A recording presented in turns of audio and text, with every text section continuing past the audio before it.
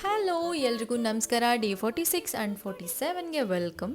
ನನ್ನ ಫ್ರೆಂಡ್ದು ಸ್ವಲ್ಪ ಶಾಪಿಂಗ್ ಇತ್ತು, ಹಾಗಾಗಿ ಒರಾಯನ್ ಮಾಲ್ಗೆ ಹೋಗಿದ್ವಿ. ಅಲ್ಲೇನೂ ಸಿಗಲಿಲ್ಲ, ಸೊ ಮಲ್ಲೇಶ್ವರಮಲ್ಲಿ ಸ್ವಲ್ಪ ಶಾಪಿಂಗ್ ಮಾಡಿಕೊಂಡು ಸಂಜೆ ಹಶ್ವಾಗಿತ್ತು, ದೋಸೆ ತಿಂದ್ಕೊಂಡು ಮನೆಗೆ ಬಂದೆ. ನಂತರ ರಾತ್ರಿ ಊಟ ಆ್ಯಂಡ್ ವಾಕಿಂಗ್ ಬ್ರೂನೋ ಜೊತೆ ಆಯಿತು. ನೆಕ್ಸ್ಟ್ ಡೇ 47 ಬ್ರೇಕ್ಫಾಸ್ಟಲ್ಲಿ ನಾನು ಕಿನೋವಾ ಕಿಚಡಿ ಮಾಡಿದ್ದೆ. ಮೆಂತ್ಯ ಸೊಪ್ಪು ಎಲ್ಲ ಹಾಕ್ಬಿಟ್ಟು ತುಂಬಾ ಚೆನ್ನಾಗಾಗಿತ್ತು. ನಂತರ ಎಲ್ಲ ಥರ ಕಾಳುಗಳು ಬೇಳೆಗಳು ಹಾಕಿ ನೆನೆಸಿಟ್ಟಿದ್ದೆ ಮಾರನೇ ದಿನ ದೋಸೆ ಮಾಡೋದಕ್ಕಂತ ಅಂದ್ಬಿಟ್ಟು.